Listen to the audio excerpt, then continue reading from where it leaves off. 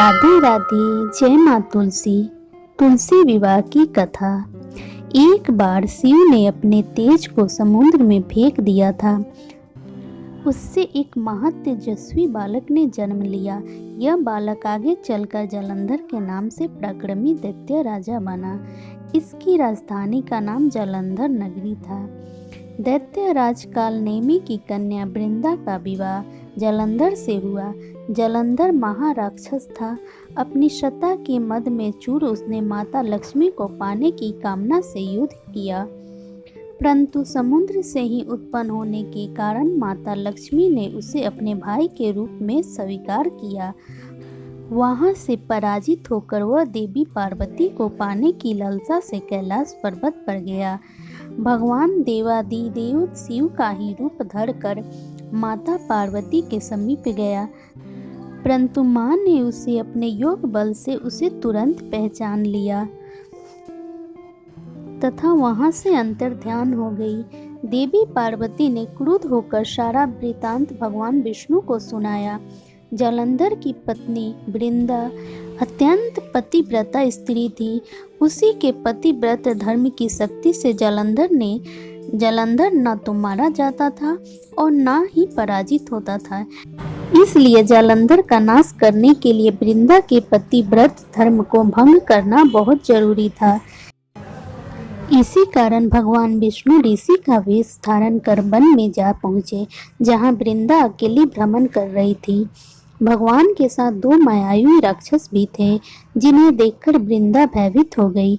ऋषि ने वृंदा के सामने पल में दोनों को भस्म कर दिया। उनकी शक्ति देखकर वृंदा ने कैलाश पर्वत पर महादेव के साथ युद्ध कर रहे अपने पति जालंधर के बारे में पूछा। ऋषि ने अपने माया जाल से दो वानर प्रकट किए। एक वानर के हाथ में जालंधर का सिर था तथा दूसरे के हाथ में धड़।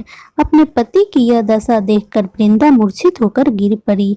होश में आने पर उन्होंने ऋषि रूपी भगवान से विनती की कि वह उसके पति को जीवित करे।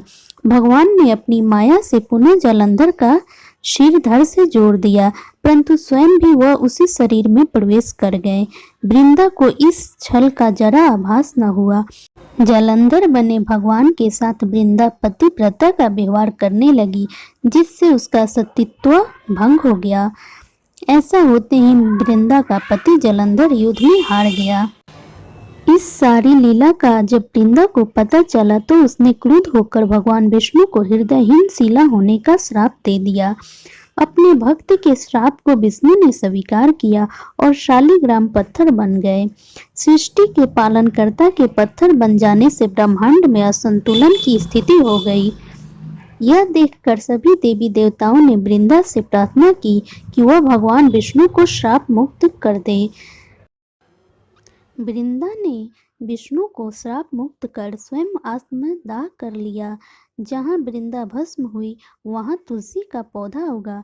भगवान विष्णु ने वृंदा से कहा कि हे वृंदा, तुम अपने सतीत्व के कारण मुझे लक्ष्मी से भी अधिक प्रिय हो गई हो। अब तुम तुलसी के रूप में सदा मेरे साथ रहोगी। तब से हर साल कार्तिक महीने के देव उठनी एकादशी का दिन तुलसी विवाह के रूप में मनाया जाता है।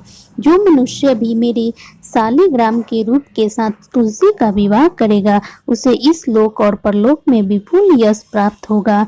उसी दैत्य जालंधर की यह भूमि जालंधर नाम से विख्यात है। सती वृंदा का मंदिर मोहल्ला कोट किशनचंद में स्थित है। कहते हैं इस स्थान पर एक प्राचीन गुफा भी है जो सीधी हरिद्वार तक जाती थी। सच्चे मन से 40 दिन तक सती वृंदा देवी के मंदिर में पूजा करने से सभी मनोरथ पूर्ण होते हैं। जिस घर में तुलसी होती है वहाँ यम के दूत भी असमय नहीं जा सकते।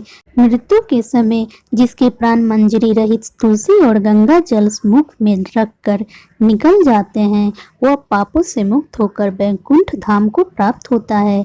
जो मनुष्य तुलसी और आंवले की छाया में अपने पितरों का श्राद्ध करता है, उसके पितर मोक्ष को प्राप्त हो जाते हैं।